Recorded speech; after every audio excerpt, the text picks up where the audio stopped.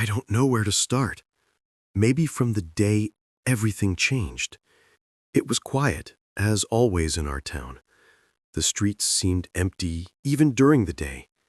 And in the evenings, everything around felt wrong. The air smelled damp, and I felt a chill run down my spine even when the sun was still shining. Then the first child disappeared. I saw her that morning as I was walking to school. She was playing on the empty playground, laughing. And then she just vanished. No scream, no trace. I only heard the faint creak of the swing and the whisper of the leaves, which sounded too much like a voice. All the adults said she probably went to the store or to her grandmother, but I knew it wasn't that. A week later, the second child disappeared. Then the third. And every time I walked down the same streets where they played, I saw only empty swings, empty benches, empty houses. Sometimes I found tiny footprints in the dusty ground, prints no adult could make. I wanted to scream, to warn someone, but the adults didn't listen. They didn't even notice that something was wrong. I started to fear leaving the house. When I walked down the street, I clung to the walls as if they could protect me. I heard footsteps behind me, saw shadows moving unnaturally.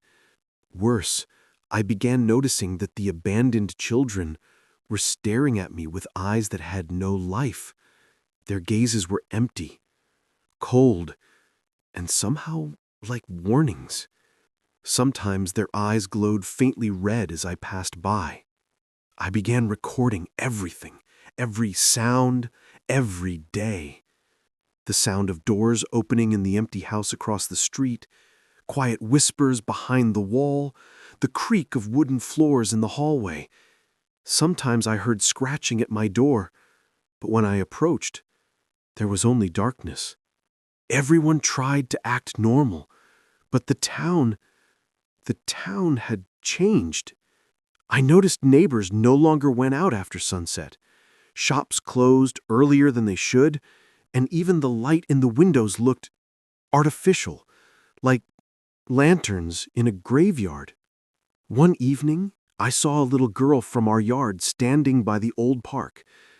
She wasn't playing. She wasn't laughing. She was just staring at me. Her gaze. I will never forget that gaze. I wanted to go up to her, to say something, but my legs refused to obey. And suddenly, she disappeared. Just vanished, as if she had never been there. I tried to find traces, but nothing. Empty ground, autumn leaves, quiet wind, and there was a bitter, metallic smell in the air. My friends began refusing to play with me. They said I was imagining things, but I saw them at night. When the streetlights cast light on the sidewalk, I heard quiet whispers, "You're next. You're next."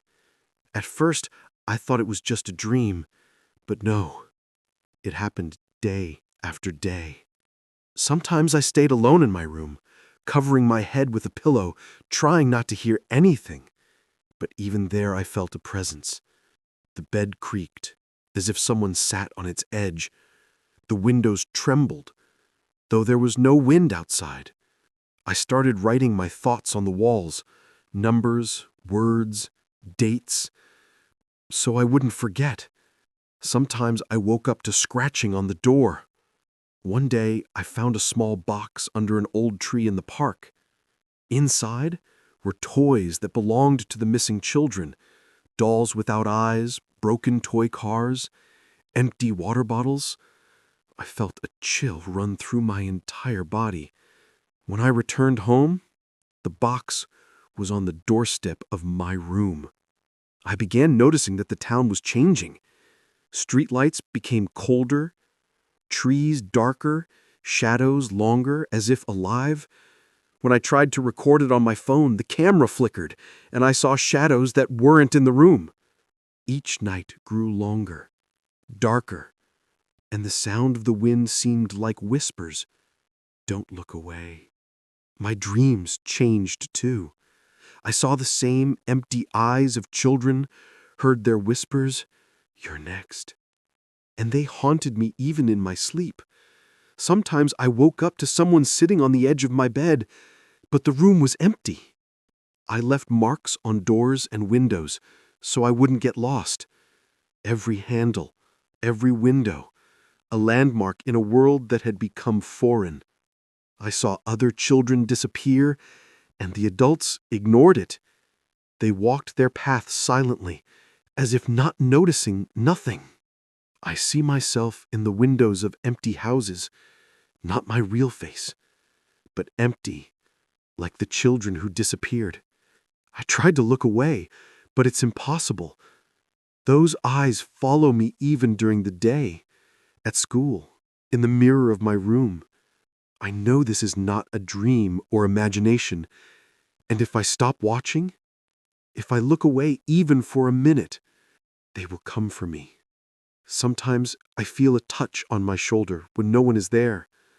I feel cold all over even though the room is warm. Shadows move in the corner of my eye, and when I turn my head, no one is there. But I feel their gaze, and the whisper, "You're next. You're next." I leave this here, so someone will find it, so someone will know the truth.